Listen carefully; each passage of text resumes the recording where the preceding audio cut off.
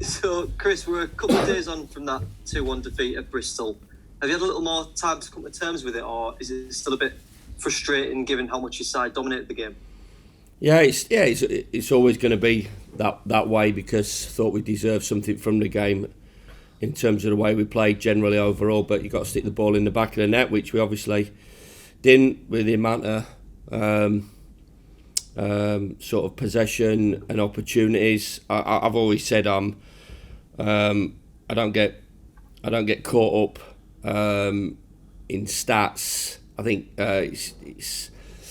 it's important to use them in the right way, but I think it just sort of cemented what I thought after the game.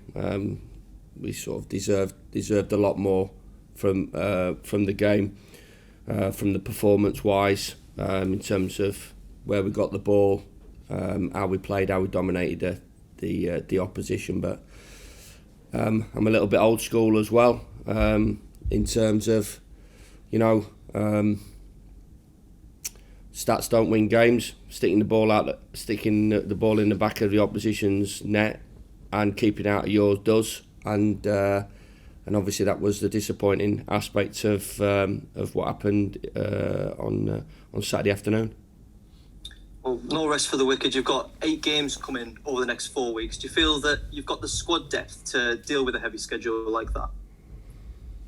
Well, we'll have to wait and see. It's important that we recover well, which is key. I talked about that after the Manchester United game, and we did. I don't think there was nothing wrong with the energy levels. We kept going, we kept driving forward. There's nothing wrong with the attitude.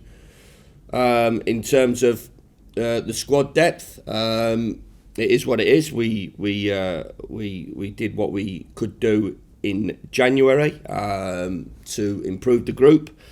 We've got Boro coming back, which is good. Hopefully in the next sort of week to 10 days he'll be back training with the first team.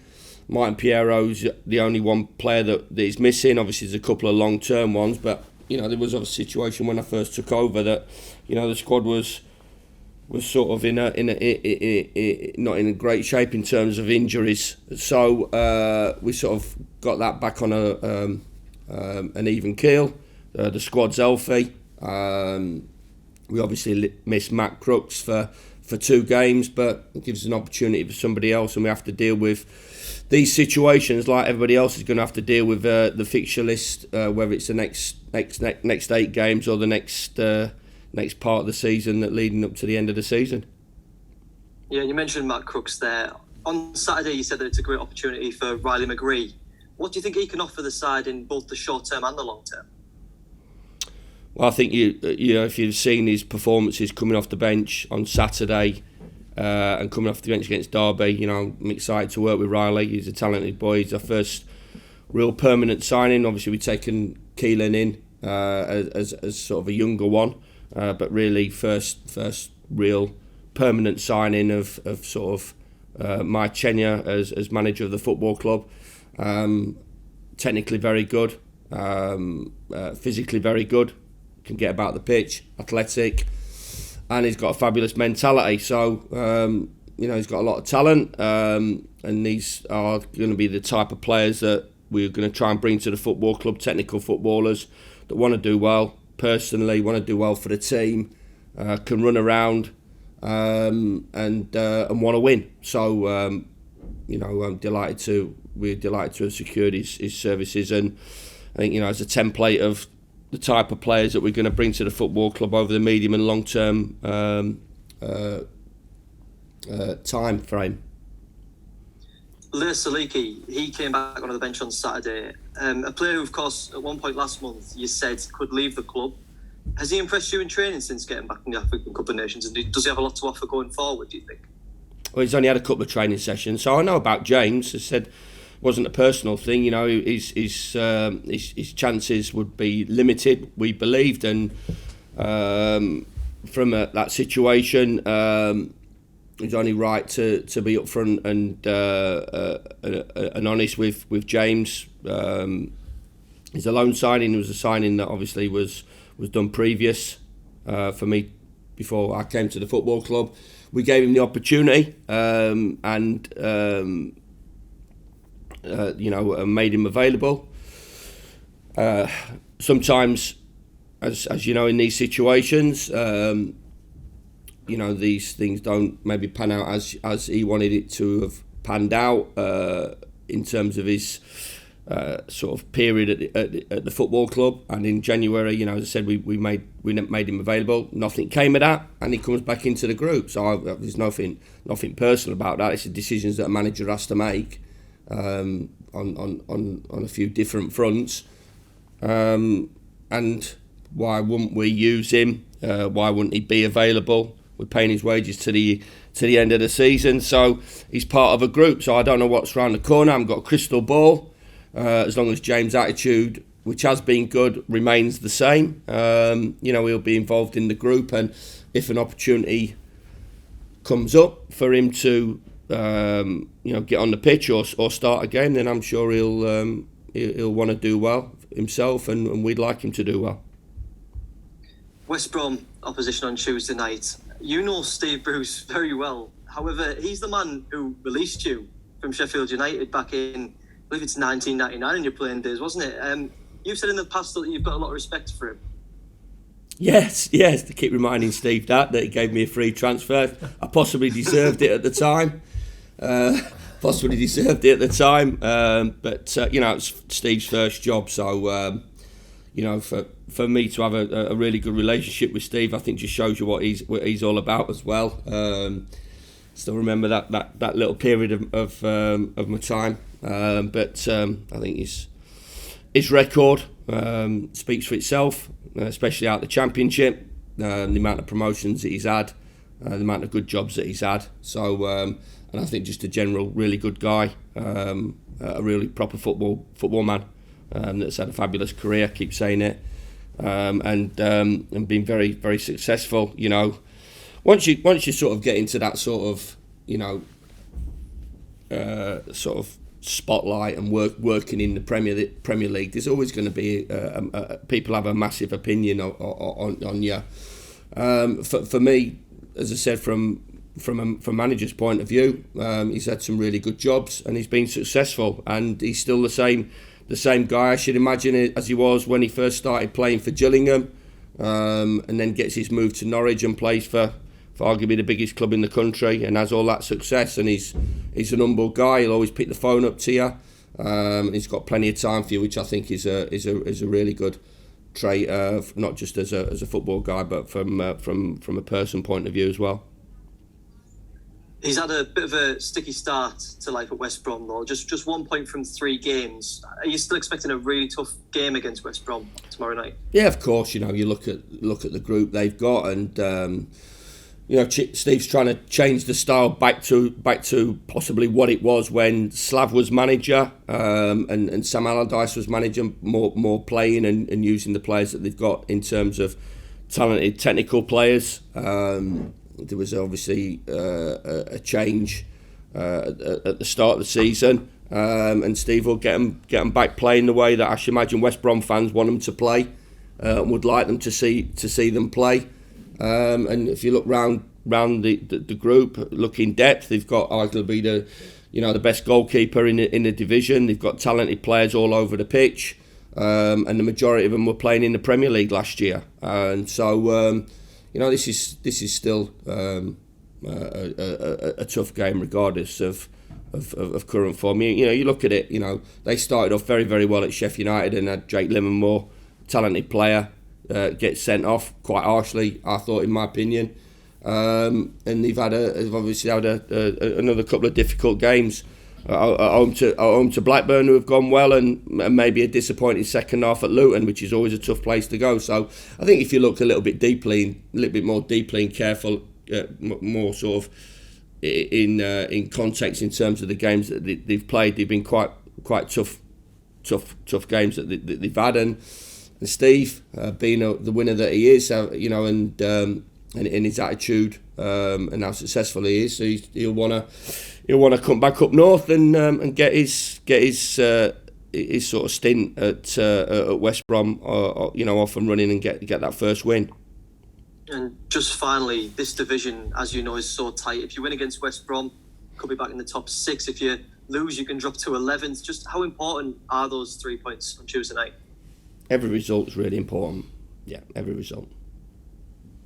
Brilliant. Thanks a lot, Chris, and good luck. Cheers, Dan. Don.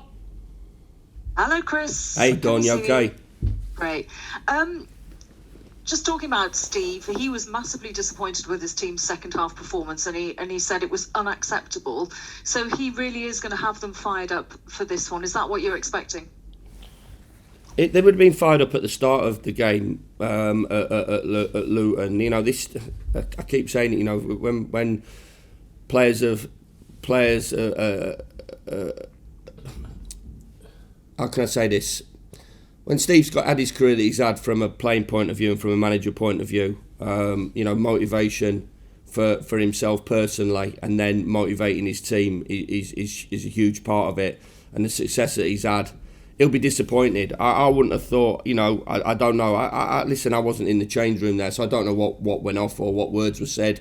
Steve obviously was disappointed, but every game, you know, players go into it motivated, you know, and want to win. It's part of the job, part of the characteristics of being, you know, professional footballers, and you know, days, as I said, sometimes don't go well and things happen, and you know, these things are part and parcel of the game. But it's another new challenge for West Brom and Steve playing us, and another huge challenge for us playing a talented team that I think would have expected to be a lot higher up in the table. But this is the nature of the division, how tough it is. Nothing's given, nothing's won on paper, and you've got to go out and earn the right to play and earn the right to get a result. And Steve and his players will be wanting to get that win under the belt just as much as myself and our players will be. How difficult is it when you first go into a club to try to change things around? Because when you go in as a manager sort of mid-season, it's because something's already gone wrong, pretty much. How difficult is it? Yeah, it's happened to me a couple of times. So you got to quickly stamp your sort of style and strategy onto the players. But you know, it is of course, because you don't have a pre-season to work with, and you know, you don't have free hits in terms of pre-season friendlies and time on the training ground, and we all want to hit the ground running. So I think, you know, Steve will obviously, you know, will know that, and he would have, I should imagine, in his long career as a manager, had to go in and go in mid-season. So he'll understand the difficulties of that task, and do it to the best of his ability. But there's so many things that you want to change. And as well, sometimes you look at it and you assess it as well. You know, some stuff you just can't affect and change, and you have to be patient with. And all different clubs have got their own personalities and characteristics, as we said, involved in that. And Matt Crooks, how much of a miss is he going to be? Because he keeps scoring really important goals, doesn't he? Yeah, I mean, Matt's for me, he's been a big player for us, but these things happen. You know, he's picked up 10 cautions. I always think it's quite difficult in the way games are refereed now, in terms of the sort of the timing of this. We're still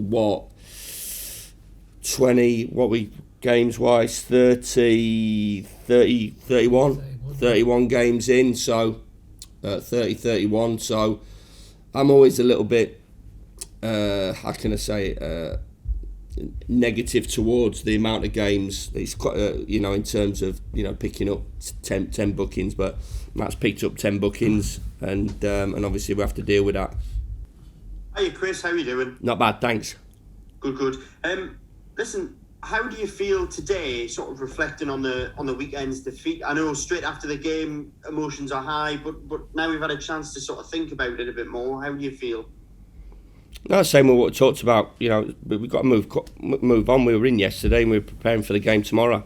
So players understand that.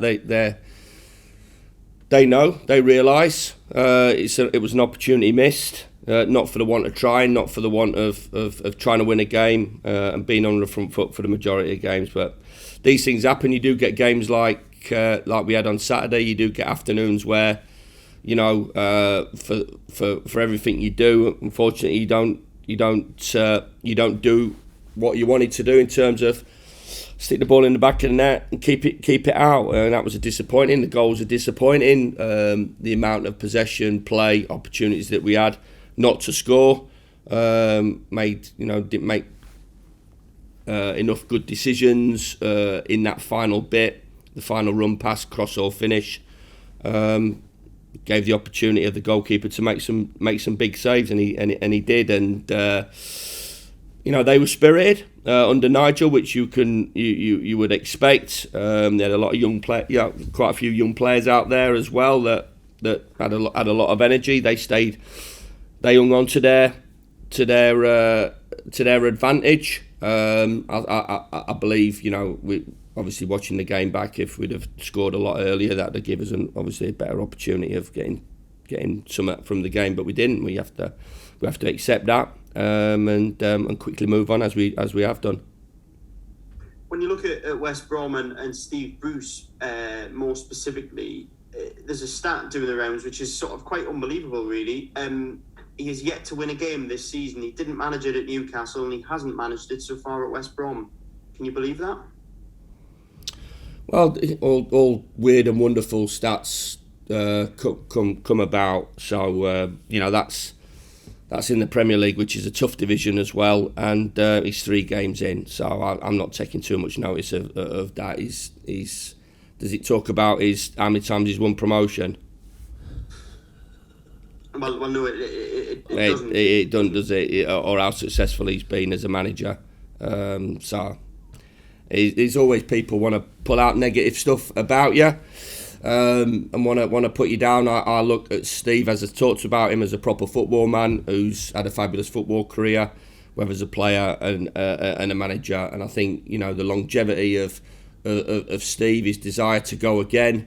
I think that when he reflects on his career, when that ends, and who knows when that ends, that's obviously up to Steve, and he has that ability to decide and choose when that time comes around.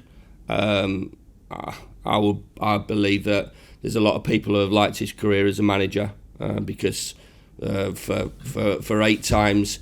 8 times out of 10 he's been a success. Where he's been, the amount of promotions that he's had, and obviously the board at West Brom see him as the man to sort of kickstart their season. And as I said, with him in charge and the players that they've got, they'll start to win games. Having said all of that, with every game that goes on that they don't win, each football manager he comes up against will be hoping, not this week, and I guess you'll be no different. Yeah, I think I think, Chris, sometimes too much is talked about managers and this, that, and the other. It's the group of players that at times have got to accept responsibility as well. We'll point them in the right direction. We'll help them out, and we'll try and do what we do as managers and try and put our stamp on it and try and be successful in that way. But it's about their players against our players on Tuesday night, and styles and tactics and formations will come into it. But I look at their group, and I said at the start, the teams that come down should be automatically right up there, and then there'll be maybe 1 or 2 that have recently come out of the Premier League, and if they've kept the group intact as much as they can, they'll have a huge advantage, and there'll be some other teams that will have really good seasons, as you see now, the likes of Blackburn and QPR, and what's relative to them, the likes of Coventry and Luton and all those other teams. So the bottom line is that there's a really good group of players there, and it's obviously up to them and the manager to put that together to get on a winning run. But I don't think West Brom players and Steve will think their season's finished because of where they are, and it's still, as I said, nearly a quarter of the season, nearly a third of the season to go, and an awful lot of points to play for, and we feel the same, and no doubt they'll feel the same. Brilliant, Chris. Thank you so much for your time. Cheers, Chris. Thank you. Scott. Hey, Scott. Hi, Chris. You all right? Not bad, thanks. Just following up on what you were kind of saying there, I think, about Matt and the bookings. I mean, you're right. He misses 2 games at a pretty crucial stage of the season, and he's been booked 1 game in 3. Yeah. Now, 20 years ago, when the rules were brought in, you probably had to kick someone till the legs were hanging off to get 1 booking in 3. Now, you don't. And it seems strange that because while the way the games are refereed has changed, the rules haven't. I feel exactly the same. I talked about it, didn't we, a couple of weeks ago when Wayne Rooney was talking about that challenge from Crooksey, and then there was, I think, Wayne's challenge on John Terry came up and was floating about as well, wasn't it? So, yeah. So whether it's missed time, committed, yeah, I feel whatever you've said, exactly what you've said there. I feel the same on about it. The rules have changed. The contact in the game, is still judged. Well, for me, it's judged differently to what it used to be. I think people want to see. I think that game yesterday, Leeds and Man U was refereed fantastically well, and it's committed challenges. And if anybody goes over the line, then everybody understands that. But some of the bookings that you see nowadays are, I think we all shake our heads at, and I think that we all recognise what is a booking and maybe what isn't, and what should be allowed, or just talking to a free kick's enough. Yeah, and you were talking about potentially Riley coming in to replace him. I thought it was interesting that you said that if you're looking maybe for a template of what the club might try and do in the next few years and the type of player, he might well be it, which is interesting because obviously different managers bring in different players. We've had all kinds of different players through the door, but he ticks a lot of your boxes in terms of the direction you think the club should be going in. I believe he's a Middlesbrough player, a Middlesbrough football club player. In terms of what the supporters want to see, what I want to see, I think that has been the situation where there's been you walk in and I think it happens at quite a lot of clubs. They sort of go from one style to the other, and I think I don't want to go on it too much about it, but sort of over the last sort of 5 years, you've had different styles, and not one style is the correct style. But I do think there has to be, and I think that maybe the reason that Steve has gone down the route of a sort of a director of football, is that they go from buying one player to moving another player on, and there's just a complete sort of difference from a mentality point of view, from a physical point of view, from a tactical and technical point of view. And I do think I don't like to use the word DNA or style too much, but I think there's certain clubs. I always thought Millwall could always had to play 2 up front because Millwall, that's what Millwall's about. That's what they are. Yeah. And that's what Millwall fans want to see their team, how their team play. There might be little changes in that, and I think on the flip side of it, there's a Swansea. I don't think Swansea are ever going to be, go from how they've played to maybe a little bit more, front foot direct way of playing, because their supporters want to see that. For me, I think Middlesbrough, how they want to play. They want to see players run around. They want to see players tackle. They want to see players compete. They want to see effective football. They want to see front foot football.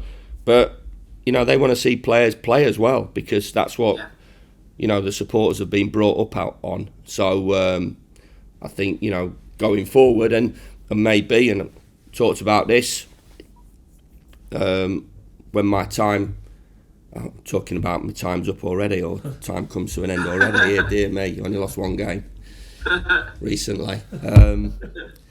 So when it does come, then there's not a complete, wrecking ball to what happens. And I sometimes don't understand that from football clubs' point of view, that they come in and it's a complete wrecking ball to what's happened. And from a staff point of view as well, some good people here, staff-wise, that should stay the duration. And the next manager that comes in might tweak it a little bit, might play a different formation, but really the players that he's got at his disposal, might lose a couple, might add a couple. But I think it happens too many times at football clubs. But from Riley's point of view, I think he ticks the boxes of being a Middlesbrough type of player. Spora for tomorrow, any update? Yeah, we've got him back, so that's good. He was in yesterday. He'll train this morning, so he'll be part of the group tomorrow. And then just lastly for me, when we were talking about Steve a bit and various managers, sometimes I think that managers get pigeonholed, if you like, as kind of promotion specialists and championship specialists, when they end up in the Premier League, they're generally ended up with a team that's in the bottom half of the Premier League and is going to be fighting against relegation, and you're going to lose more games than you win. Is that a fair reflection on, the way that some managers seem to be judged? Because there's the perception, well, they didn't quite do it in the Premier League. Well, actually, when you look at the teams they've had in the Premier League, they're not exactly managing Man City or Liverpool or whatever. Spot on. I think, I've said it before, can Sean Dyche manage who knows if Sean Dyche can manage a top six club or not? But he'll never get the opportunity. Who knows if Steve Bruce could manage a top 5 or 6 club? He'll never get the opportunity. And people will have this thought process, pigeonholed and whatever. Could Steve do a job at Man United? But like you say, we don't know, do we? Well, we don't know. I would possibly say he would do, because he's a smart enough guy, and he's got world class players. So and as you said, it's he went into a football club. He never could turn that job down. It was such a the sort of the atmosphere, how that's changed that football club from what it was. And I'm not going to get involved in a fight with Newcastle fans, because they're incredibly passionate about the football club, as all the supporters are in the North East and in this sort of area, as they are from where I come from as well. It's the main thing. Listening to a podcast about it this morning from Jamie Carragher about Liverpool. It's 80% of the city what they talk about. It's either football or music, So and this area is dominated by football. And I'm not being controversial here. Eddie Howe's gone in there, and Eddie will do a fantastic job, and he got them going and winning games of football, and the supporters are right behind them. The supporters were never behind Steve, but he'd always had to take the job, because he's a new club. It's a different feel to the club, and it's different to playing for the players playing there. And I suppose if you ask any of the players there that played under Steve and under Sam Maximan, loved Steve. Absolutely loved him. You saw all his quotes afterwards, what he said about Steve Bruce and how he was as a man and how he was as a manager. You ask any players that have played under Steve and then in this new era now, how easier it is to play at St James's Park now than it was then. And this is what we're trying to all create. We're an environment, a home game that allows the players to express their game and give themselves the best opportunity. Every time the ball comes to them, they're not getting booed, they're not getting, heckled, there's no criticism in it. And as I said, it is a lot of stuff that's happened, and I'm not going to get caught too much into that, because Newcastle fans will know their club better than what I know them. But from a player's point of view, I'm giving an opinion from a player's point of view and from a manager's point of view. It's quite a difficult place to play the football, and Steve obviously was always it's going to be difficult for Steve, because he was an appointment made by somebody that the supporters weren't having. So and exactly what you said in terms of, you come up and you're fighting for your life, aren't you? You're fighting for your lives to and there's no real club that goes Championship and then straight into the top 6 and stays there for the next 10 years. No. You know, you look at Villa in the first year. You know, spent an incredible amount of money and finished up on goal difference and spent a huge amount of money trying to get there. Got there, and that's how difficult that is. And Villa are an historic football club, aren't they? That's, you know, won the League Championship, won the European Cup. So yeah, I totally agree with you, Scott. Good stuff. Well, listen, good luck tomorrow. Check there, mate. Cheers. Craig. Hey, Craig. Morning, Chris. Chris, just picking up on something you were talking about with Dawn about the change in styles in the middle of a season and how difficult that is. And obviously, that's what you've had to contend with here at Middlesbrough. And I think, you know, we've all been amazed by just how much the style has changed under you so far. But in terms of, you know, having that extra time, say, at the end of the season in pre-season, are there still kind of, you know, ways and details that you would, you know, like the style of this team to change even still? Yeah, definitely. I mean, I came away from the game Saturday with a bittersweet sort of feeling, because and the reflection as we talked about afterwards, because yeah, you know, we don't like losing games. We didn't turn up to dominate possession, create all those chances and get beat. It's the worst feeling in the world. You know, going in the office afterwards and I was saying, you know, you're a bit unlucky and thought you were really good, and managers have had that, and I can tell you it's the worst feeling, you know, coming away from a game. You know, maybe the Coventry game, you come away from it thinking they were really good, Coventry, you know, and maybe on the day it was a really tight game and they were better than us. But for me, I thought we were, from my point of view, we were the better side, but we didn't get the result. So the feeling is really not a nice one. And then I'm excited what we can do. You know, still think there's something in the season for us. We talked about disappointments and how we recover. The players' attitude was good. You know, late on, you know, they found the energy to drive forward, and you know, it's easier to sit in and defend and boot the ball clear. It's more difficult to sort of break down something that a team's holding on to, especially at 2-0.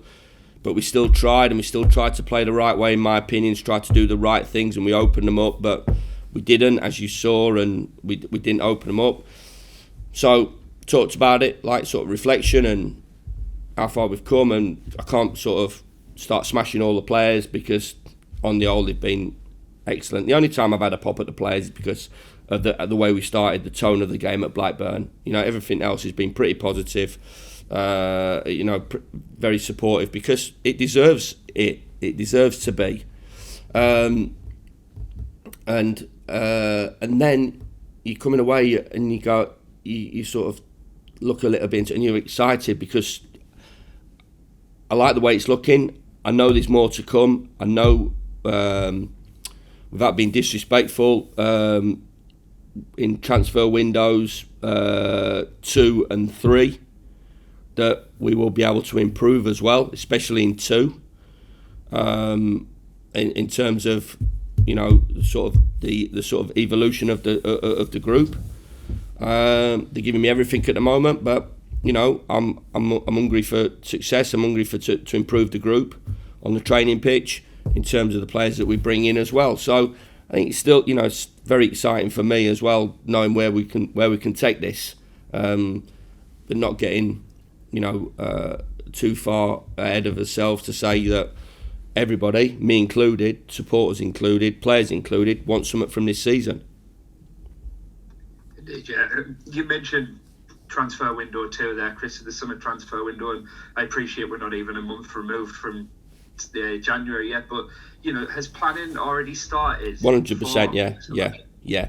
It started before transfer window 1, so it will do. We're forever assessing. It's possibly the biggest challenge and the biggest job, you know, in terms of who's going to be on the journey, and some will be on the journey for a short period, some a little bit longer, and some long term as well. So there's that. There's off the stuff pitch that we're looking at in terms of, stuff around the training ground from a staff point of view. So, putting sort of our sort of fingerprints on a lot of things. But obviously the main thing that people want to talk about, which is right, is sort of the way we play, the results that we get, the players that we're trying to bring in, which we've attracted 2 really good young players. We've attracted Riley McGree that had quite a few options that we're delighted to get him. And I believe in the window in the summer, if we keep going the way we are, if we have a bit of success, if we get into where we want to be, if we don't and give it a right go, I still think this is going to be a really attractive football club in the summer. One that's, I should imagine that people would think that it's going to go places and keep improving, and that makes it a little bit easier. And with the ambition of the owner, then we can improve, but still understanding that with there's a bit of work to do in that, and still, short term is West Brom tomorrow night. Absolutely, yeah. And just lastly on that, Chris, I mean, you mentioned the results and how things are going, and that's obviously still, if you like, undetermined. The season could go one way or the other. And in terms of planning for the summer, does that make it, difficult at all? Is it almost 2 plans in terms of one if you go up, one if you don't? Or I think if you do get to the promised land, then it's a lovely huge problem that you have as soon as the final whistle goes on your season. It'll be a great situation to be in, that even as we stand 13 and 14 clubs would love that problem. So if that comes around, it's a problem that we'd embrace and move quickly on. But certainly, we're looking, sort of position specific and how we're going to improve it, and see where we go from there. Brilliant, thanks, Chris. Cheers, Craig. Thanks, mate. Rob, have you got anything? Hey, Rob. Yeah. Hi, Chris. You mentioned long term. You mentioned short term. Short term is it's going to be an important game on Tuesday then to come back from that defeat, however unlucky it was. Yeah. I don't do unlucky. It was as I said, it was a difficult afternoon. I forgot to say, actually, I got a fabulous message from Jonathan Pearce, broadcaster, journalist. And he just said some lovely things about the football club, how respectful the fans were on Saturday, which was, I wanted to pass it on to you. I passed it on to Neil Bowser and the chair and Steve. How obviously the football club's been in that position before a few years ago, and how respectful every Middlesbrough fan was in terms of the reception that those players that gave up their contracts got from everybody in the ground, and on the 8th minute, everybody acknowledged what those players did. So it's a positive and not surprising, really. So I needed to pass that on. Yeah, Jonathan Pearce, who's a Bristol City supporter and he's obviously worked there for a number of years, so got a lovely message. He said that we thought that we deserved something from the game, but unfortunately we didn't. We didn't get anything from the game, and we have to deal with that and accept that and take responsibility with that. But on to Tuesday, as I said, no wrecking ball to what we're doing. It's a day that didn't go for us, and we have to make sure that Tuesday night goes for us, as it has done in the previous 6 home games. We've got a fantastic home record at the moment, one that we're really proud of, one we've worked hard to get, and we have to work just as hard, if not harder, to preserve that on Tuesday night. Yeah, and would you be more disappointed if we hadn't have had all those shots on target, if we hadn't have tested the keeper so much, particularly in the second half, and forced him into a lot of very good saves? Well, you got to give credit to Bristol City. Their back got the way they defended and the way they kept the ball out the net until the 94th minute. So you have to give them a huge amount of credit. We didn't. They did. Their goalkeeper made some big saves. I'd rather it gives me more comfort in a way, even though I don't like it, that we're playing well at the moment. We play a general play at the moment over the last sort of three games. I think for us to only get sort of 4 points out the last 9 is possibly the difficult part of it to take, because I think we deserved a little bit more, especially at QPR and especially on Saturday. But as somebody said to me, I think if you're playing 10 games, I think you're winning. If you're playing like that, you're winning 7 or 8 out of 10. So we need to keep that belief. We need to keep supporting this group because they're doing a lot of things right, and hopefully, we're playing the manner that we're playing, and playing on the front foot, creating chances. Hopefully, we'll get the right results.